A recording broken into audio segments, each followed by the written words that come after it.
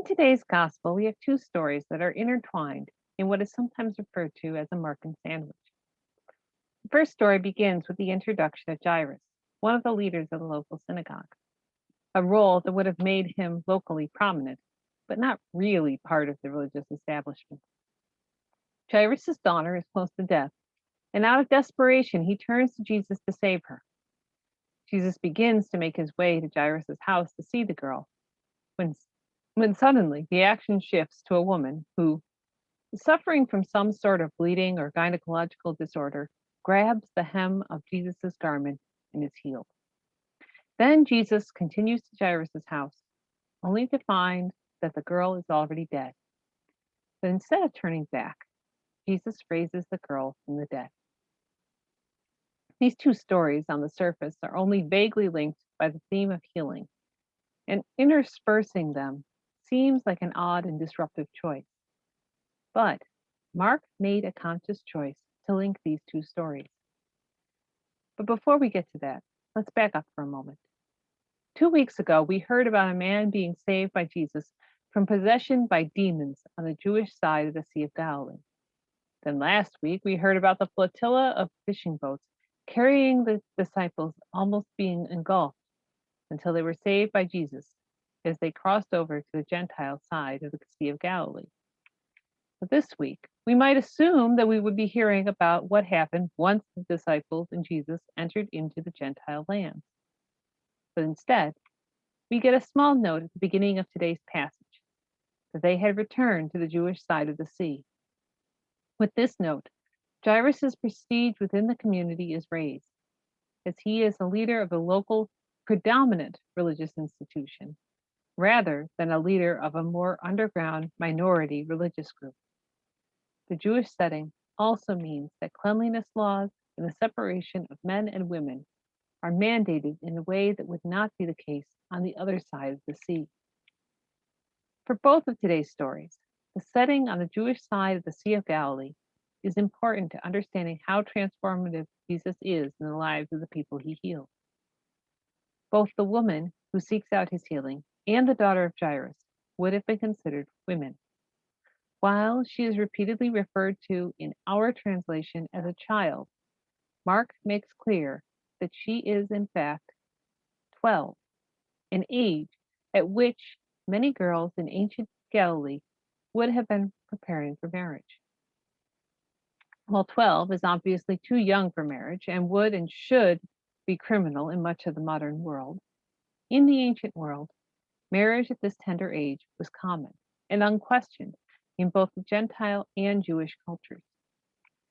As Jairus' daughter was of this marriageable age, she would no longer have been regarded as a sexless child.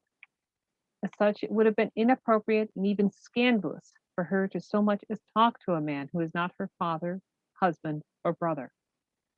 For Jesus to enter her home to raise her from the dead was a significant breach of this convention. Similarly, when Jesus spoke with the older woman, he also broke with the custom and propriety. Additionally, both the woman and the daughter of Jairus were made ritually unclean through their suffering. Even other women would have avoided touching a woman who had been bleeding for 12 years straight, or the dead body of a woman who they were not closely related to. Such touches would have made all involved unclean and subject to cleansing and isolation rituals. And so both stories carry these common themes of Jesus breaking through cultural and religious barriers to heal women, and in the process, making himself unclean.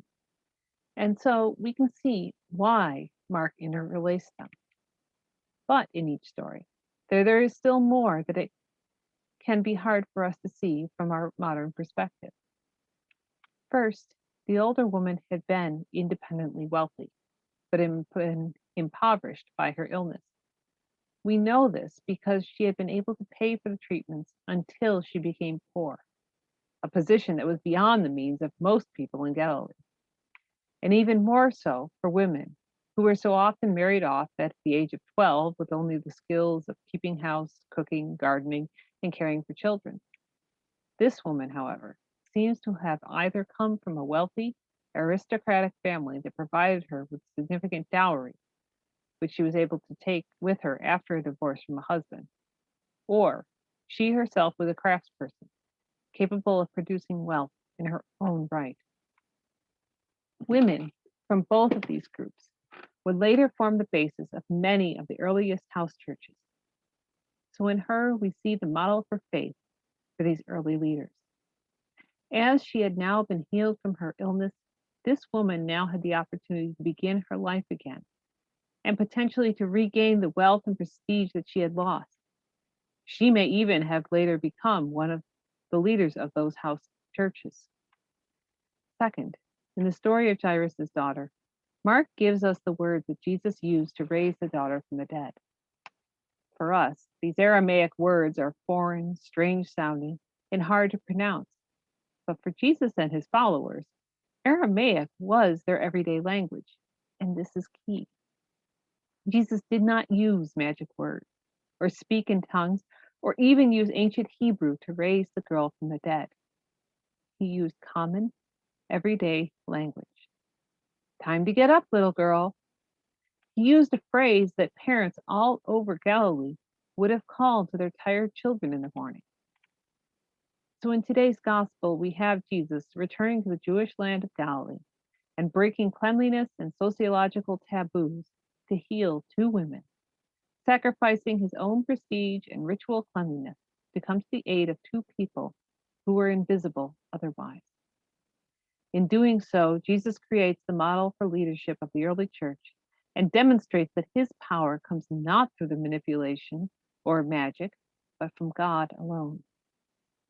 Taking this gospel in its entirety, there are lessons for us both in our faith and everyday lives.